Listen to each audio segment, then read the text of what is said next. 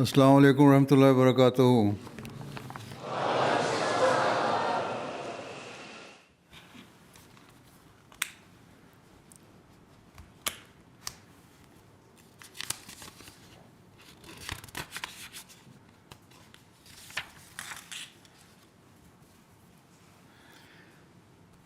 أشهد أن لا إله إلا الله وحده لا شريك له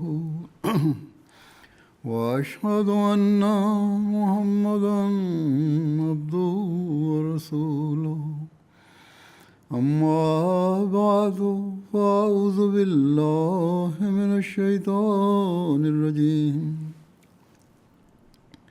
بسم الله الرحمن الرحيم.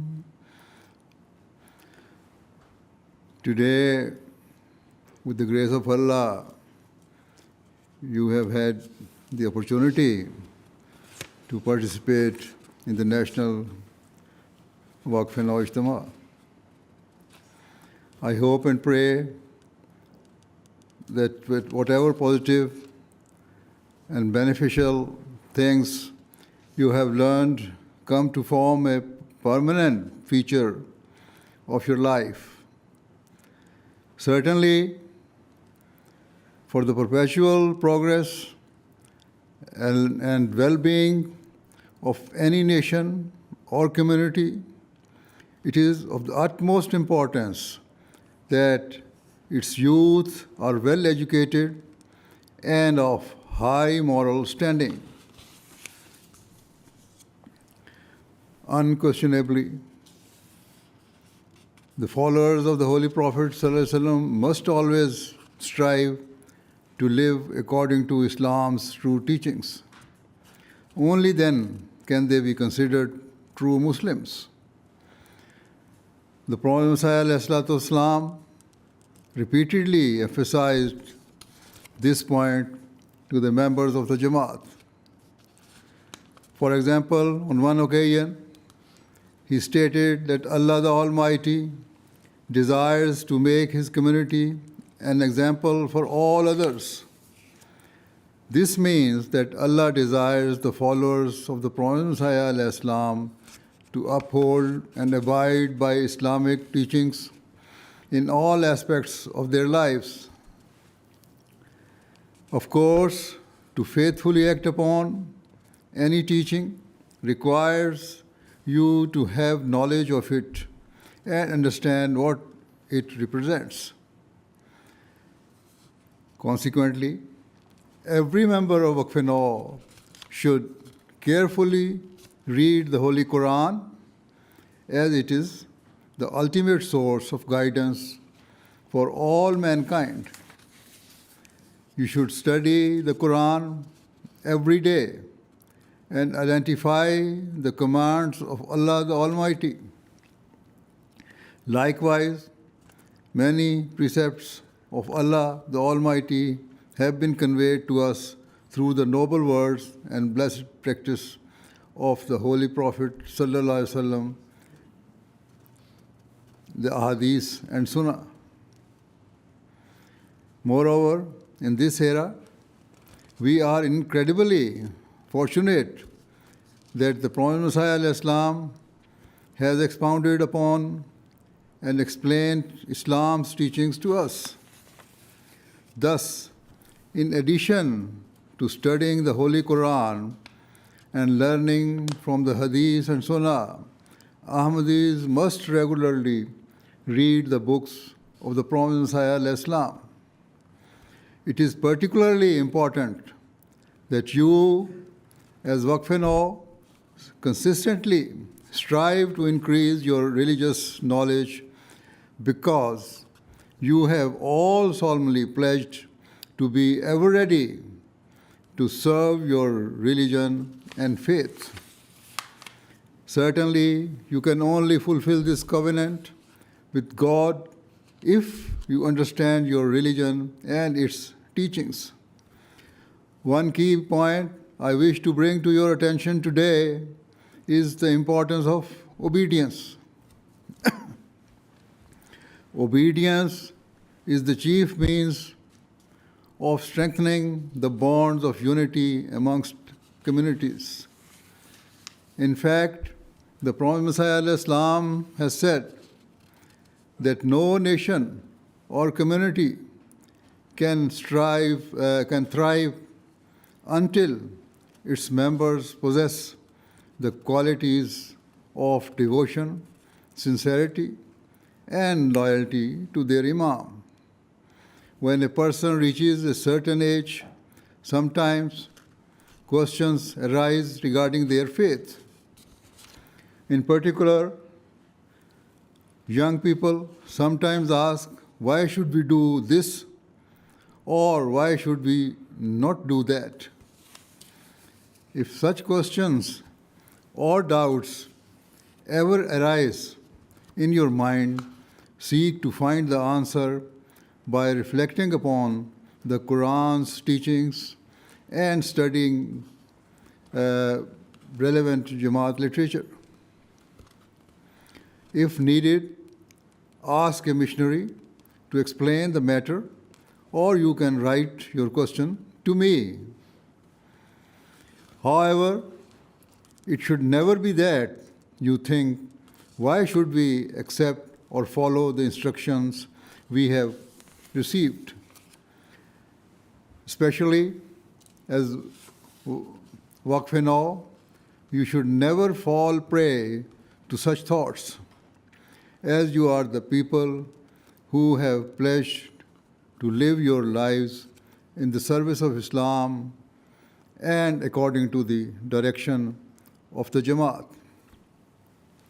Indeed, the standard of obedience of the Waqf-e-Nau should be far higher than others, and you should strive wholeheartedly to fulfill whatever is asked of you by the Jamaat. History attests to the fact that those nations or communities who lacked obedience became divided and weak. In fact, the promised Messiah ﷺ has written that a lack of obedience caused the downfall of the communities of all the prophets who came before the Holy Prophet sallallahu alaihi wasallam. Similarly, after the blessed era of the Holy Prophet sallallahu alaihi wasallam and the Khulafai Rashidin, the level of obedience and unity amongst the Muslim Ummah decreased over the course of time. This led directly to an age of spiritual darkness and decay within Islam, whereby Muslims departed entirely from their religious teachings. As a result, they were deprived of the blessings and prayer of Allah the Almighty. It was then that Allah the Almighty sent the Prophet Messiah ﷺ to revive and rejuvenate Islam's true teachings. And so never forget that all of you have pledged to be at the forefront of serving this divine mission, his divine mission. Hence, I reiterate that obedience to your faith and Jamaat is a prerequisite. Another injunction of the Prophet Messiah ﷺ is that a true Muslim must always seek to excel in virtue and beneficence. He taught that a single act of kindness or goodness invariably leads to another. If you exhibit grace, integrity, and piety, you will gain the nearness of Allah, the Almighty, and become the recipient of His blessings and rewards. Thus, as a Waqf-e-Nau, always seek to excel in goodness and ensure your act is well intentioned, kind, and virtuous. You may wonder what conduct and acts are considered good by Islam.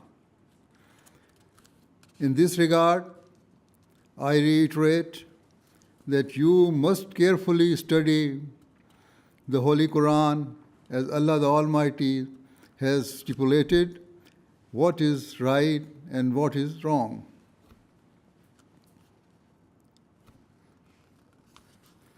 Indeed, at one place, the Prophet Muhammad stated that there are approximately 700 commands of Allah the Almighty given in the Holy Quran. Certainly, foremost amongst all virtues and duties of a believer is to fulfill the rights of Allah by discharging the rights of His worship. And the fundamental means of worshipping Allah is salat. As Muslims, we must offer every namaz with deep concentration, in a pure state of humility, and with the utmost respect and etiquette. If we pray in this way, we will naturally draw closer to God and form a strong and lasting bond with Him. In addition, if our spiritual connection with Allah grows, we will instinctively be inclined towards other acts of goodness and virtue. Alongside His worship, Allah the Almighty has commanded us to fulfill the rights of all of His creation. We are taught to be kind, compassionate, and sympathetic towards others. Though there are some younger children here, most of you sitting before me have reached an age of understanding and relative maturity. Indeed, many of you are now khuddam and have families of your own. As a result, you no longer have the excuse of youthful ignorance, and nor do you have time to waste.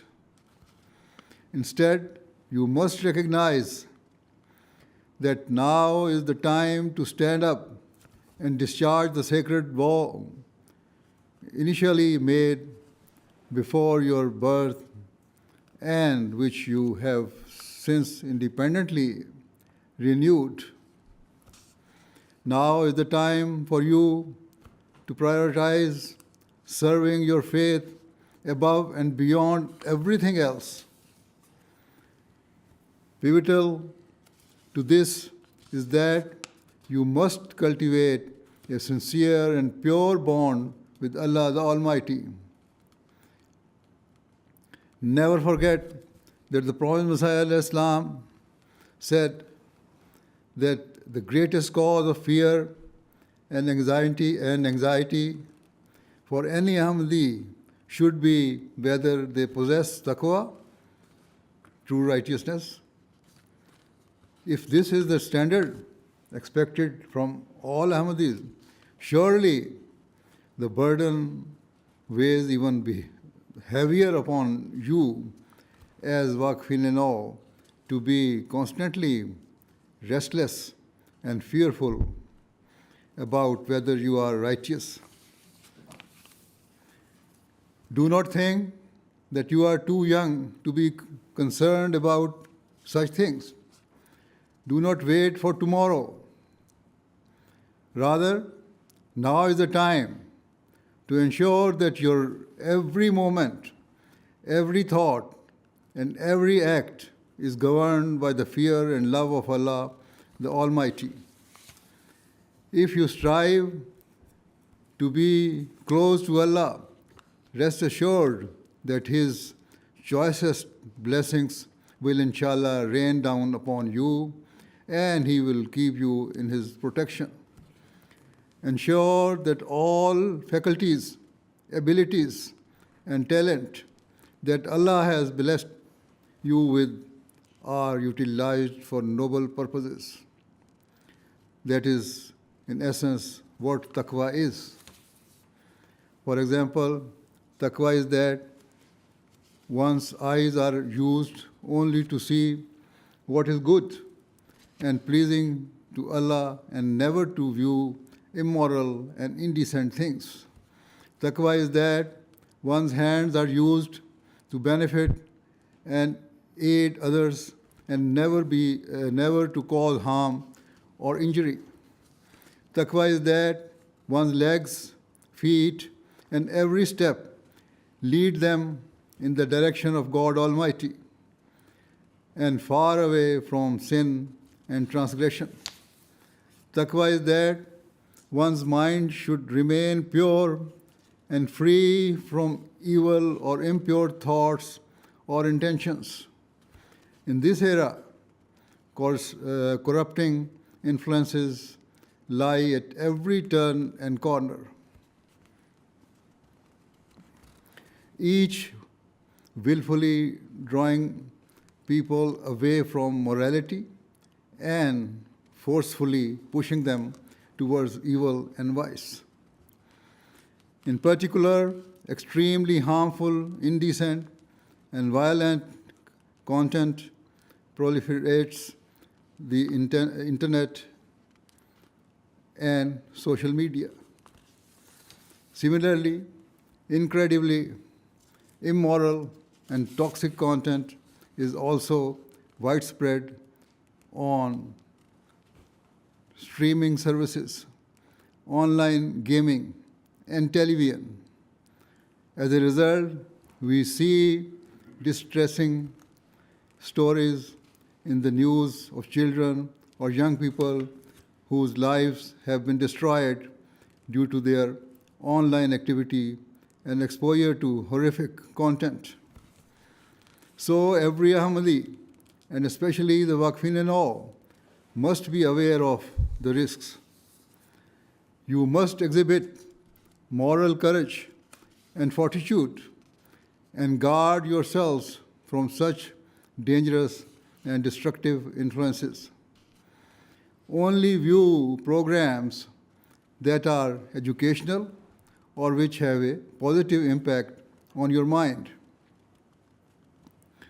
Stay far away from all immoral, indecent, and illicit programs. Otherwise, be in no doubt that consuming vile content will profoundly damage you and your personality. It will drive you away from righteousness. It will push you away from your faith.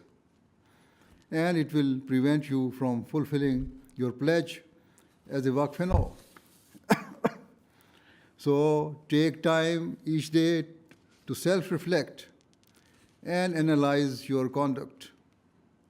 As you have here today, it should be your firm intention to identify the commands of Allah the Almighty and to act upon them with sincerity and devotion. Only then will you truly fulfill your pledge as a Waqf-e-Nau, and only then will you prove of benefit to the Jamaat. In fact, Waqf-e-Nau often ask me that how can we benefit the Jamaat? The simple answer is, you must act upon Allah's commands. Fulfill the rights of His worship, serve His creation, and save yourself from all forms of immorality and impropriety. Furthermore, if you are a student, you must fully engage with your studies and make every effort to excel and attain the highest possible level of education.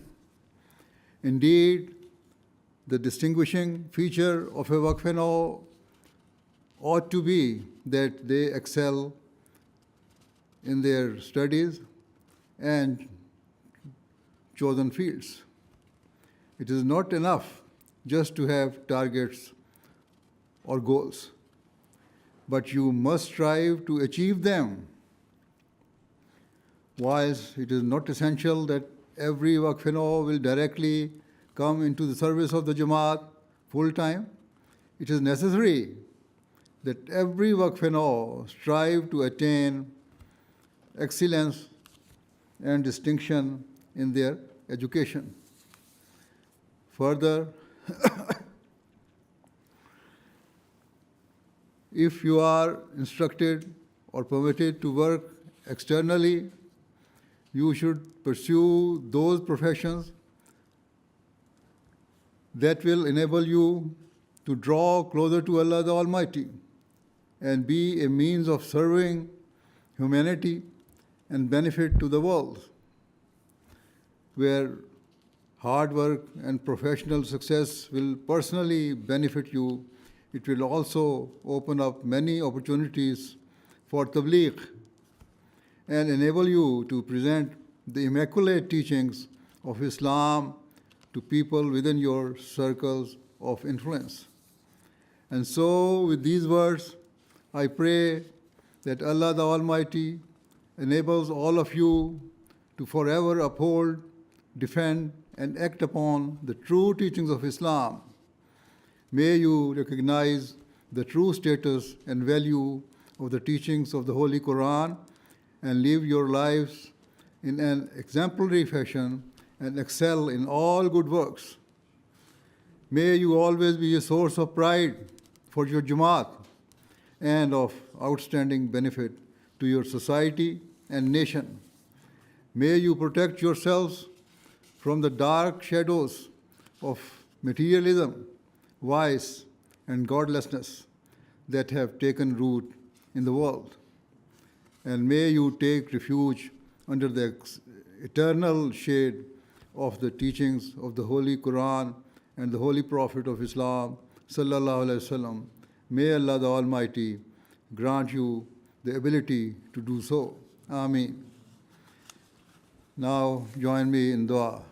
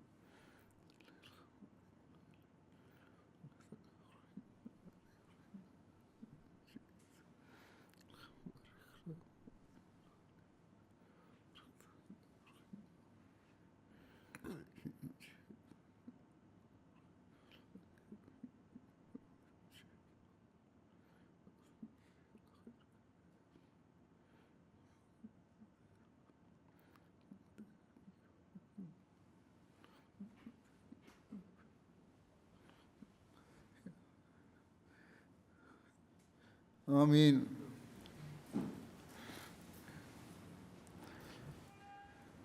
Assalamu alaikum warahmatullahi wabarakatuh.